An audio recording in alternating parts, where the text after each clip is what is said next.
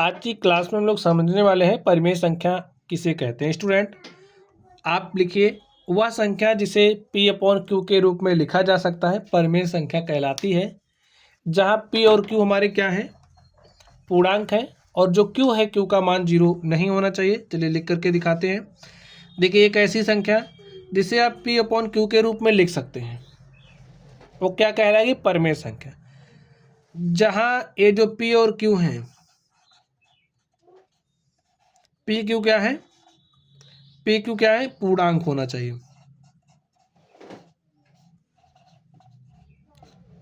तथा ये जो Q है, Q का मान हमारा 0 नहीं होना चाहिए।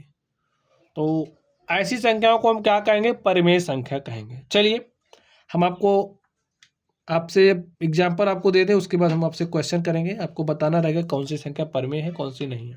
चलिए अगर हमने लिखा 2/7, तो ये हमारी क्या है, एक परिमेय संख्या है, क्योंकि देखिए P अपॉन Q के रूप में है 2 और यहाँ पर 7। P का मान 2 है, Q का मान 7 है, दोनों हमारे पूर्णांक हैं, Q का मान 0 नहीं है।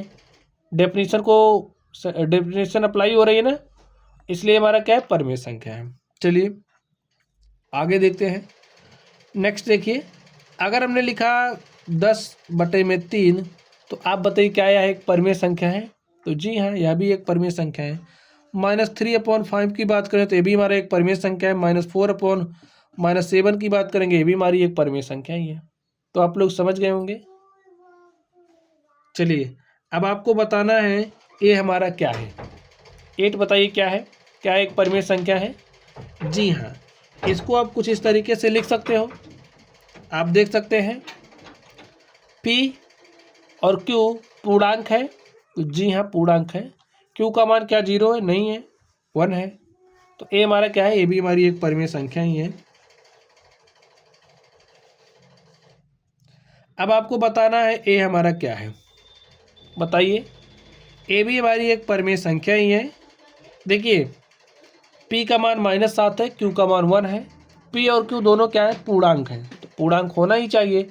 Q का मान क्या 0 नहीं है, जब Q का मान 0 नहीं है, P और Q पूर्णांक हैं, तो A हमारी क्या हो जाएगी, एक परिमेय संख्या हो जाएगी। ठीक है,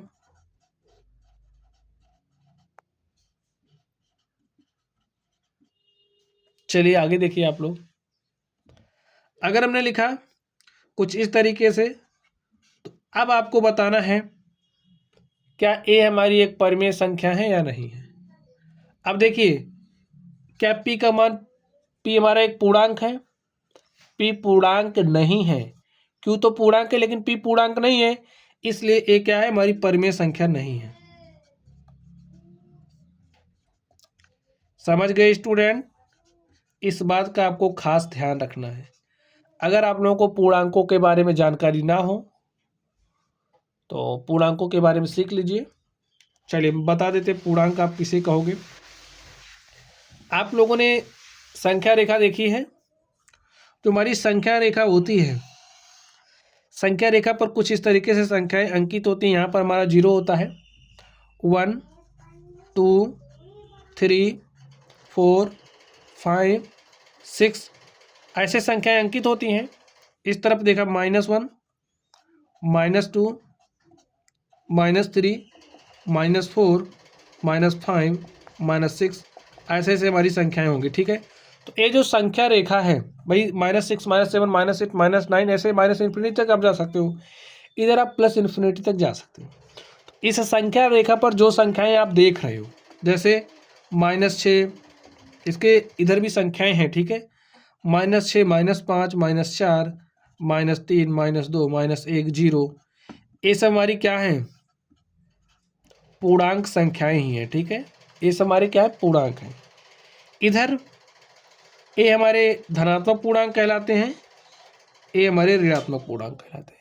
तो परिमेय संख्या होने के लिए जरूरी क्या है, P अपॉन Q के रूप का होना चाहिए, Q का मान 0 नहीं होना चाहिए, P और Q पूर्णांक होने चाहिए। ठीक है, परिमेय संख्या आप लोग समझ गए होंगे।